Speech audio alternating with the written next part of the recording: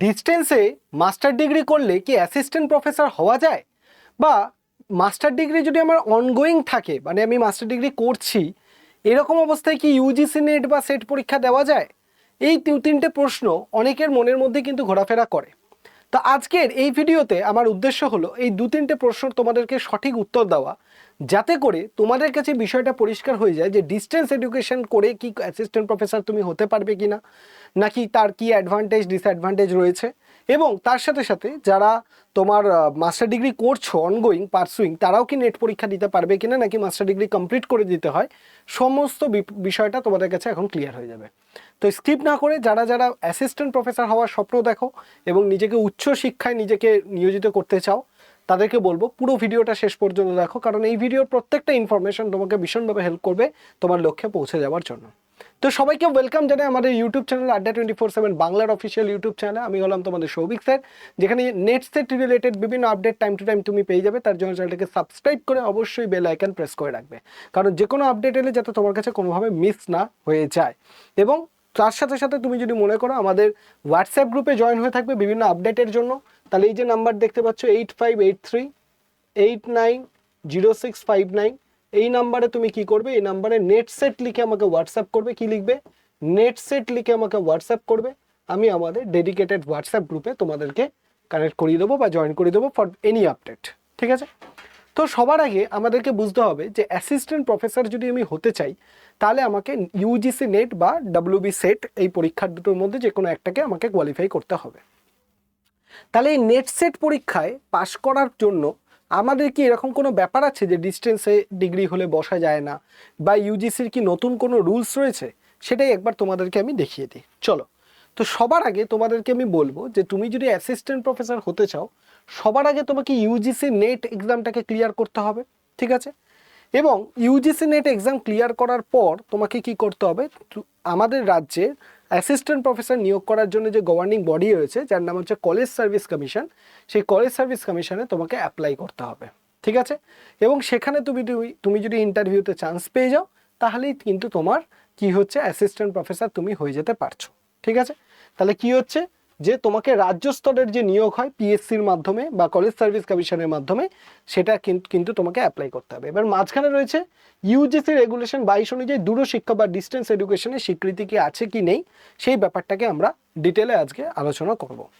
তার আগে সবার আগে তোমরা দেখে নাও যে আমাদের যদি ইউজিসি নেটকে পরীক্ষায় বসতে হয় বা ইউজিসি নেটকে কোয়ালিফাই করতে হয়, তাহলে সবার আগে মাস্টার ডিগ্রিতে তোমাকে কি করতে হবে, 55% নাম্বার রাখতে হবে। যদি তুমি জেনারেল বা ইডাব্লিউএস ক্যাটাগরিতে হও, তাহলে অবশ্যই করে মাস্টার ডিগ্রিতে তোমাকে 55% নাম্বার রাখতে হবে। এবং এটাকে কিন্তু তুমি ধরো 49.9 পেলে বা 54.9 পেলে, তাহলে তুমি রাউন্ড অফ করে দিলে, এরকম কিন্তু হবে না। তোমাকে এক্স্যাক্টলি 55% কিন্তু তোমাকে রাউন্ড অফ ছাড়া তোমাকে পেতে হবে। আর যদি তুমি SC ST OBC NCL PWD category বা থার্ড জেন্ডার হও, তাহলে 50% কিন্তু তোমাকে পেতে হবে। ঠিক আছে? তাহলে এই ক্রাইটেরিয়াটা আগে তোমরা বুঝলে যে মাস্টার ডিগ্রিতে 55% বা রিজার্ভ ক্যাটাগরিতে হলে 50% তোমাকে পেতেই হবে। ঠিক আছে? এটার কোনো অল্টারনেটিভ নেই।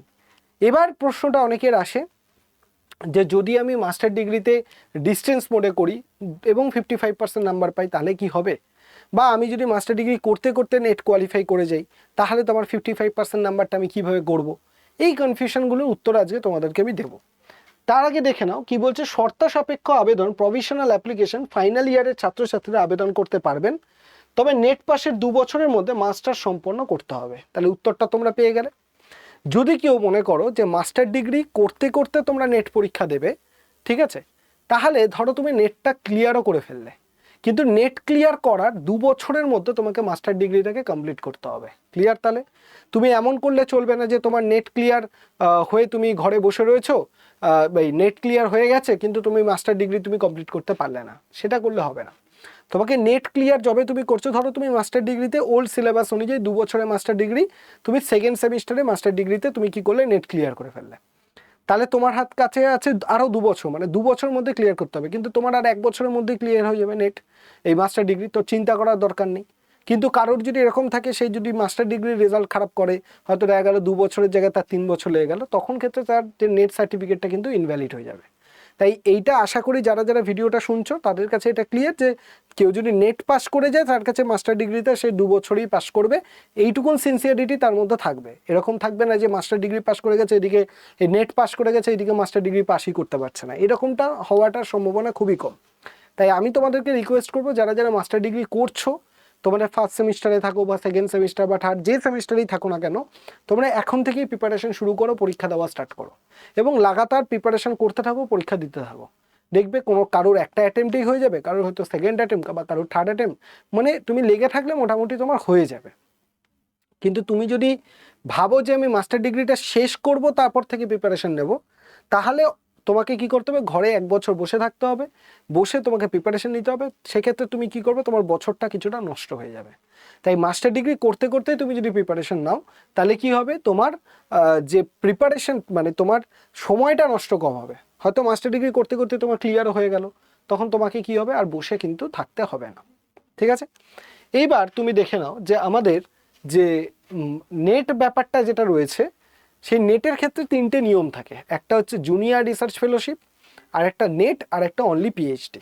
কি বললাম, একটা থাকে জেআরএফ জুনিয়র রিসার্চ ফেলোশিপ, আর একটা থাকে অনলি নেট বা অ্যাসিস্ট্যান্ট প্রফেসর, আর একটা হচ্ছে অনলি অ্যাডমিশন টু পিএইচডি।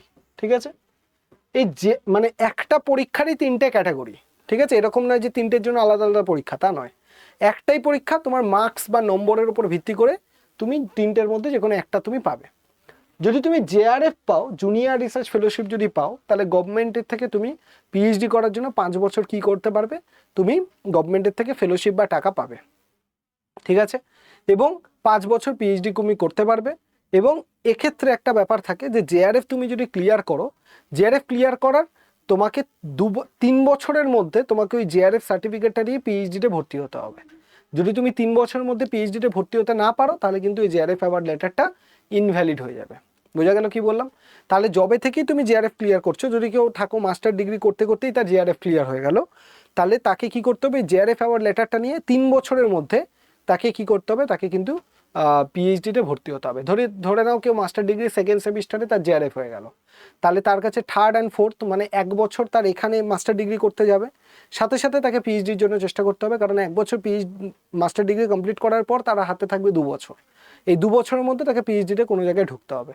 তাহলে কি হবে, সেই জেআরএফ অ্যাওয়ার্ড লেটারটা তার ভ্যালিড থাকবে এবং প্রতি মাসে মাসে সে টাকা পাবে এবং অ্যাসিস্ট্যান্ট প্রফেসরের ইন্টারভিউ সে দিতে পারবে। ঠিক আছে, আর যদি কেউ অ্যাসিস্ট্যান্ট প্রফেসর শুধু ক্লিয়ার করে, তাহলে সে গভর্নমেন্টের থেকে পিএইচডি করার জন্য ফেলোশিপটা পাবে না, ডিরেক্টলি পাবে না, ইনডিরেক্টলি অনেক জায়গা থাকে পাওয়ার। আমি বলেও দিয়েছি তোমাদের ফেলোশিপ রিলেটেড ভিডিও করে, না দেখে থাকলে দেখে নেবে। আর তার সাথে সাথে তুমি অ্যাসিস্ট্যান্ট প্রফেসরের ইন্টারভিউ দিতে পারবে। তাহলে জেআরএফের সাথে অ্যাসিস্ট্যান্ট প্রফেসরের পার্থক্য এই জায়গাতেই যে জেআরএফ হলে সরকার গভর্নমেন্ট ইউজিসি তোমাকে টাকা দেয়, অ্যাসিস্ট্যান্ট প্রফেসর হলে সেটা তোমায় দেয় না। বাকি ফ্যাসিলিটি দুজনের ক্ষেত্রেই সমান। কিন্তু জেআরএফ এর ক্ষেত্রে তুমি পিএইচডিতে ভর্তি হওয়ার জন্য সেই সার্টিফিকেটটা দিয়ে 3 বছর সময় পাবে। অ্যাসিস্ট্যান্ট প্রফেসর হতে গেলে তুমি সেই সার্টিফিকেটটা দিয়ে তুমি যদি পিএইচডিতে ভর্তি হও তাহলে তুমি 1 বছর সময় পাবে, 1 বছরের মধ্যে তোমাকে ভর্তি হতে হবে। আর যদি কেউ অনলি পিএইচডি ক্লিয়ার করে, যে শুধুমাত্র অ্যাডমিশন টু পিএইচডি যদি কেউ ক্লিয়ার করে, তার মানে সে শুধুমাত্র ওই সার্টিফিকেটটা দিয়ে পিএইচডিতেই ভর্তি হতে পারবে, সে অ্যাসিস্ট্যান্ট প্রফেসরের ইন্টারভিউ কিন্তু দিতে পারবে না। ঠিক আছে, এবার আমি তোমাদেরকে বলি জেআরএফ এর ক্ষেত্রে যদি তুমি দেখো সর্বোচ্চ 30 বছর। জেআরএফ এর ক্ষেত্রে বয়সের কিন্তু একটা লিমিট আছে। যখন তুমি দেখবে নেটের ফর্ম বেরোবে, নেটের জন্য যখন ফর্ম ফিল আপ করবে, তো তোমাকে বলবে যে অ্যাপ্লাই ফর, তুমি কিসের জন্য অ্যাপ্লাই করছো, জেআরএফ নাকি অ্যাসিস্ট্যান্ট প্রফেসর নাকি অনলি পিএইচডি। এবার তুমি যদি মনে করো যে আমি জেআরএফ এর জন্য অ্যাপ্লাই করব, সেক্ষেত্রে একজন জেনারেল ক্যাটাগরিতে যদি তুমি মেল হও, মানে ছেলে প্লাস জেনারেল ক্যাটাগরি, তাহলে তুমি 30 বছর পর্যন্ত সময় পাবে। ঠিক আছে, কিন্তু যদি তুমি একজন মহিলা হও এবং তোমার জেনারেল ক্যাটাগরিতে হও বা তুমি এসসি এসটি পিডাব্লিউডি ওবিসি ক্যাটাগরির মধ্যে হও, তাহলে তুমি কিন্তু 35 বছর 35 ইয়ার্স তুমি 3 বছর বা এলএলএম ডিগ্রিধারীদের 3 বছর এবং 5 বছরের ছাড় তুমি পাবে। মানে যদি তুমি এসসি এসটি ওবিসি পিডাব্লিউডি ক্যাটাগরির মধ্যে পড়ো বা জেনারেল ক্যাটাগরিতে ফিমেল হও, তাহলে তুমি 5 বছর এক্সট্রা মানে 35 বছর পর্যন্ত তুমি জেআরএফ এর জন্য অ্যাপ্লাই করতে পারবে। এবার তুমি অনেকের মধ্যে প্রশ্ন আসতে পারে, স্যার তাহলে আমি যদি বয়স পেরিয়ে যায়, আমি জেআরএফ এর জন্য নয় অ্যাপ্লাই করতে পারলাম না, কিন্তু অ্যাসিস্ট্যান্ট প্রফেসর পিএইচডির জন্য কত বছর অবধি অ্যাপ্লাই করতে পারবো? অ্যাসিস্ট্যান্ট প্রফেসর এন্ড পিএইচডির জন্য সারা জীবন ধরে অ্যাপ্লাই করতে পারবে, কোনো বয়সের সীমারেখা নেই। ঠিক আছে, আরও একটা কথা তোমাদেরকে বলে রাখি, যে এই অ্যাসিস্ট্যান্ট প্রফেসর এবং পিএইচডি এবং জেআরএফ এই তিনটের মার্কস মানে তিনটে হয় কিভাবে সিলেকশন। ধরো পরীক্ষা দিল 200 জন, ঠিক আছে। এই 200 জন পরীক্ষার্থীর মধ্যে প্রথম 6% মানে প্রথম 6% যেটা হয়, সেই 6% যেটা হবে, সেই 6% তোমার কি হবে মানে 12 জন, 200 জনের মধ্যে 6% মানে 12 জন। সেই 12 জন তোমার কি পাবে, নেট কোয়ালিফাই করবে বা অ্যাসিস্ট্যান্ট প্রফেসর কোয়ালিফাই করবে। এই 12 জনের মধ্যে একদম টপ একজন কি দুজন যারা থাকবে তারা জেআরএফ পাবে, ঠিক আছে। এবার বাকি কিছু অ্যাসিস্ট পিএইচডির জন্য দেওয়া হবে, বাকি রিমেনিং যারা থাকবে তাদেরকে কিছুই দেওয়া হবে না। ধরো 200 জনের মধ্যে 12 জন নেট পেলো, প্রথম 2জন হচ্ছে 1-2 জন হচ্ছে যারা জেআরএফ পেলো, বাকি 12 জনের পর থেকে তো 13-14 বা 15 জন মতো যারা থাকবে তাদেরকে পিএইচডি দেওয়া হলো। বাকি কিন্তু 15 জনের পর থেকে বা 20 জনের পর থেকে কিন্তু বাকি যারা রয়েছে তাদেরকে কিন্তু আর কিছুই দেওয়া হবে না, মানে রিমেনিং যতজন রইলো মানে মোটামুটি 180 জন মতো যারা থাকবে তাদেরকে আর কিছুই তারা পাবে না, ঠিক আছে। এইবার যদি তুমি দেখো তাহলে অ্যাসিস্ট্যান্ট প্রফেসরের কোনো ঊর্ধ্বসীমা নেই, যেটা আমি অলরেডি বলে দিলাম, ঠিক আছে। তাহলে তোমাদের কাছে মোটামুটি রেগুলেশন ব্যাপারটা ক্লিয়ার হলো যে নেটের বা জেআরএফ এর জন্য মানে এলিজিবিলিটি ব্যাপারটা কি থাকে, ঠিক আছে। তাহলে তুমি একবার দেখে নাও যে নেটের ক্ষেত্রে 3টে ক্যাটাগরি পেলে, একটা ক্যাটাগরি 1, ক্যাটাগরি 2 এবং ক্যাটাগরি 3, ঠিক আছে। ক্যাটাগরি 1 মানে যেখানে জেআরএফ এবং অ্যাসিস্ট্যান্ট প্রফেসর প্লাস পিএইচডি তিনটেই তোমার হয়ে যাচ্ছে, মানে তুমি যদি জেআরএফ ক্লিয়ার করো তোমার জেআরএফও হচ্ছে, অ্যাসিস্ট্যান্ট প্রফেসরও হচ্ছে, পিএইচডিও হচ্ছে, ঠিক আছে। যদি তুমি অ্যাসিস্ট্যান্ট প্রফেসর ক্লিয়ার করো তাহলে অ্যাসিস্ট্যান্ট প্রফেসর প্লাস পিএইচডির ভর্তি হচ্ছে, যেটা আমি কিছুক্ষণ আগেই তোমাদের বোঝালাম। আর যদি কেউ শুধুমাত্র পিএইচডিতে ক্লিয়ার করে তাহলে শুধুমাত্র কি হচ্ছে, তার নেট স্কোর শুধুমাত্র 1 বছরের জন্য বৈধ, অ্যাসিস্ট্যান্ট প্রফেসর বা জেআরএফ কিন্তু নয়, মানে শুধুমাত্র সে পিএইচডিতে ভর্তি হতে পারবে, আর কিন্তু সে কিছু করতে পারবে না। তাহলে প্রথম কথা আমি কি বললাম, যদি কেউ জেআরএফ থাকে তার জেআরএফও পাবে, সে পিএইচডিও করতে পারবে, অ্যাসিস্ট্যান্ট প্রফেসর হতে পারবে, সরকারের থেকে টাকাও পাবে ইউজিসি থেকে।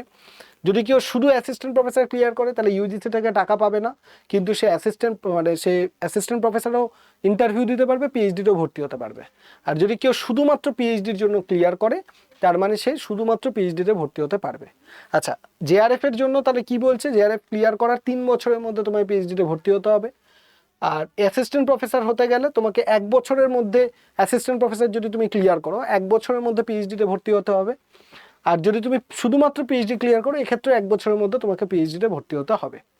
এবং বা তুমি এবার যদি মনে হয় জেআরএফ আমি ক্লিয়ার করলাম 3 বছরের মধ্যে পিএইচডিতে ভর্তি হতে পারলাম না, তুমি পিএইচডিতে ভর্তি হতে পারবে না, কিন্তু অ্যাসিস্ট্যান্ট প্রফেসরের ইন্টারভিউটা সারা জীবন ধরে তুমি দিতে পারবে, সেটা নিয়ে কোনো চাপ আর থাকবে না, ঠিক আছে। এইবার তোমাদের মধ্যে সব থেকে বড় প্রশ্ন যেটা হচ্ছে ভ্রান্ত ধারণা এবং বৈধ ধারণা, এই দুটোর মধ্যে পার্থক্য কি, যে ডিস্টেন্সে পড়াশোনা করলে এখানে কি সমস্যা আসতে পারে। তোমাদের মধ্যে অনেকেই দেখবে হয়তো তোমাদের সিনিয়ররা বা কেউ তোমাদেরকে বলে যে ডিস্টেন্সে পড়াশোনা করলে ভালো ইমপ্রেশন পাওয়া যায় না, কিছু না, ওই না সেই না। তো আমি তোমাদের পরিষ্কার করে বলতে পারি যে আমাদের ইউজিসি রেগুলেশন 22 অনুযায়ী সঠিক অনুমোদনপ্রাপ্ত ডিস্টেন্স ডিগ্রি সাধারণ রেগুলার ডিগ্রি সম্পূর্ণ সমতুল্য, শর্ত একটাই, আপনাকে সঠিক নিয়মটা জানতে হবে। তার মানে কি, তুমি ডিস্টেন্সে পড়াশোনা করছো কোনো চাপ নেই। এবার ডিস্টেন্সে পড়াশোনা করে তোমার যদি 55% থাকে, ঠিক আছে, you are eligible for UGC NET exam হলো। এবার ডিস্টেন্সে কিছু ইউনিভার্সিটি যেমন ইগনু, সে কি বলেছে যে ডিস্টেন্সে প্র্যাকটিক্যাল বেস সাবজেক্টগুলোকে ডিস্টেন্সে আর মান্যতা দেওয়া হবে না। এবার সেটা ইগনু বলেছে, ঠিক আছে, বাকিরা কিন্তু কেউ বলেনি, ঠিক আছে। তো তুমি যদি প্র্যাকটিক্যাল বেস সাবজেক্টে ডিস্টেন্সে ইগনু থেকে মাস্টার ডিগ্রি এখন করতে যাও সেইটা তখন ইনভ্যালিড হয়ে যাবে। তাহলে এই যে ছোটোখাটো ফ্যাক্টর যেগুলো রয়েছে সেইগুলোকে যদি আমি বাদ দিই, অনেকে আমাকে ফোন করে স্যার আমি ইংলিশে, আমি বাংলায়, আমি হিস্ট্রিতে ডিস্টেন্সে পড়াশোনা করেছি, তা আমার কি হবে, কেন হবে না, কোনো রকম কোনো ব্যাপার নেই। তুমি ডিস্টেন্সে পড়াশোনা করো, 55% নাম্বার তুমি নিয়ে আসো, নেট পরীক্ষা দাও, এবং নেটটা পাস করার পর আরও একটা কাজ সময় করতে হবে, এপিআই স্কোরকে ইমপ্রুভ করার চেষ্টা করো। একটা রেগুলারে পড়াশোনা করা ছেলে মেয়ে তার এপিআই যদি কম থাকে এবং তোমার ডিস্টেন্সে পড়াশোনা করে তোমার যদি এপিআই বেশি থাকে, তুমি কিন্তু একটা ভালো জায়গায় চান্স পেয়ে যাবে, এইটুকুন গ্যারেন্টি আমি তোমার দিতে পারি। এবার অনেকে মনে হয় যে এপিআই জিনিসটা কি, এপিআই জিনিসটা বোঝার জন্য তুমি এই ইউটিউবে গিয়ে সার্চ করো এপিআই স্কোর সৌভিক স্যার আড্ডা 24/7 বেঙ্গলি, বা এপিআই স্কোর সৌভিক স্যার লিখলেই তুমি পেয়ে যাবে। সেখানে আমি ডিটেলে তোমাদের বলে দিয়েছি যে এপিআই স্কোর কী হয়, কীভাবে তোমরা ইমপ্রুভ করতে পারো। এই এপিআই স্কোরটা যদি তোমার ইমপ্রুভমেন্ট হয়, তুমি ডিস্টেন্সে পড়াশোনা করলেও কিন্তু তুমি মাস্টার ডিগ্রিতে চান্স পেয়ে যেতে তুমি পিএইচডি বা অ্যাসিস্ট্যান্ট প্রফেসরে কিন্তু চান্স পেয়ে যাবে। তাই আমি তোমাদেরকে রিকোয়েস্ট করবো ডিস্টেন্সে পড়াশোনা করাটা ভুল নয়, কারণ ডিস্টেন্সে অনেকেই পড়াশোনা করে, ঠিক আছে, হয়তো ফ্যামিলির চাপে বা প্রেশারে কোনো কিছু কারণে পড়াশোনা করে, কিন্তু ডিস্টেন্সে পড়ে মাস্টার ডিগ্রি পাস করে 55% নাম্বার নিয়ে নেটটা ক্লিয়ার করে তারপর তোমাকে কি করতে হবে, তারপর তোমাকে তোমার এপিআই স্কোরটাকে বাড়ানোর জন্য কাজ করতে হবে। কারণ এপিআই স্কোর যত তোমার ইমপ্রুভমেন্ট হবে তুমি দেখবে আস্তে আস্তে তোমার জায়গাও আস্তে আস্তে পরিবর্তন হবে এবং তুমি একটা বেটার জায়গায় পৌঁছে যেতে পারবে। তাই এই ধারণাটা, ভ্রান্ত ধারণা এখন থেকে দূর করে রাখো যে ডিস্টেন্সে পড়াশোনা করলাম মানে আমার কোনো চাকরি হবে না, অ্যাসিস্ট্যান্ট প্রফেসর আমি হতে পারবো না, এটা পুরোপুরি ভুল ধারণা, ঠিক আছে। এবার তোমরা দেখে নাও, তাহলে আমি প্রত্যেকটা জিনিস তোমাদের কাছে একটা তুলনামূলক আলোচনা করব। রেগুলার যারা এমএসসি করছো আর ডিস্টেন্সে যারা বা অনলাইন এমএসসি করছো, দুটোর মধ্যে পার্থক্য যদি আমরা দেখি, রেগুলারে এমএসসি করলে তুমি অ্যাসিস্ট্যান্ট প্রফেসরের জন্য স্বীকৃত, হ্যাঁ স্বীকৃত, ডিস্টেন্সে করলেও তুমি কিন্তু স্বীকৃত। ইউজিসি নেটের জন্য রেগুলার ডিগ্রি যারা রয়েছে তারা যোগ্য একদম, ডিস্টেন্সে যারা রয়েছে তারাও কিন্তু যোগ্য। অ্যাসিস্ট্যান্ট প্রফেসরের জন্য এরাও যোগ্য রেগুলার, এবং ডিস্টেন্সে যারা তারাও যোগ্য। এবার পিএইচডিতে যদি তুমি ভর্তি হতে চাও এরাও যোগ্য রেগুলার, এরাও কিন্তু যোগ্য। সরকারি চাকরির ক্ষেত্রে এরা যোগ্য, সরকারি চাকরির ক্ষেত্রে এরাও কিন্তু যোগ্য। তাহলে তুমি যদি দেখো ডিস্টেন্স এবং রেগুলার দুটোর মধ্যে কিন্তু কোনো পার্থক্য তুমি খুঁজে পাবে না। শুধুমাত্র স্পেসিফিক কিছু ক্ষেত্রে, যেমন ইগনুর ক্ষেত্রে প্র্যাকটিক্যাল সাবজেক্ট বেস সাবজেক্টগুলোকে ইনভ্যালিড করা হয়েছে, বা তুমি যদি 55% নাম্বার না পাও সেক্ষেত্রে কিন্তু ইনভ্যালিড হবে। তাছাড়া তুমি যদি সমস্ত রুলস রেগুলেশনগুলোকে মানো তাহলে কিন্তু ডিস্টেন্সের সাথে আমাদের রেগুলার বেস যে এক্সাম বা রেগুলার কারিকুলাম তার মধ্যে কিন্তু কোনো রকম কোনো পার্থক্য তুমি খুঁজে পাবে না, ঠিক আছে। আশা করি এই বিষয়টা তোমাকে মোটিভেট করলো। তাহলে এখন তোমার কি লক্ষ্য হওয়া উচিত? এখন তোমার লক্ষ্য হওয়া উচিত এমএসসিতে ভর্তি হওয়া, কোনো একটা জায়গায় এমএসসিতে ভর্তি হও, এমএ বা এমএসসিতে ভর্তি হও, ভর্তি হয়ে তুমি ইউজিসি নেটের প্রিপারেশন করো এবং মাস্টার্স চলাকালীনই তুমি কি করো, নেট এক্সামটাকে ক্লিয়ার করে নেওয়ার চেষ্টা করো, ঠিক আছে। মাস্টার্স চলাকালীন নেট এক্সাম ক্লিয়ার করে নেওয়ার পর আমাদের রাজ্যে যে পিএসসি বা কলেজ সার্ভিস কমিশন সিএসসি হয়, সেই সিএসসির জন্য ফর্ম ফিল আপ করে দাও এবং নিজের এপিআই স্কোরকে ইমপ্রুভ করো, দরকার পড়লে পিএইচডিতে ভর্তি হও, ঠিক আছে, করে ফাইনাল গোল যেটা তোমার অ্যাসিস্ট্যান্ট প্রফেসর, সেই অ্যাসিস্ট্যান্ট প্রফেসর তুমি কিন্তু হয়ে যেতে পারবে। তাই এদিক ওদিক কান না দিয়ে আমি যেটুকুন বলছি সেইগুলোয় মন দাও, যে মাস্টার ডিগ্রিতে ভর্তি হও বা যারা হয়ে গেছো তারা নেটের জন্য প্রিপারেশন স্টার্ট করো, ইউজিসি নেটটা ক্লিয়ার করো, জেআরএফ এর জন্য টার্গেট রেখে পড়াশোনা করো, নেট সেট সব ক্লিয়ার হয়ে যাবে, ঠিক আছে।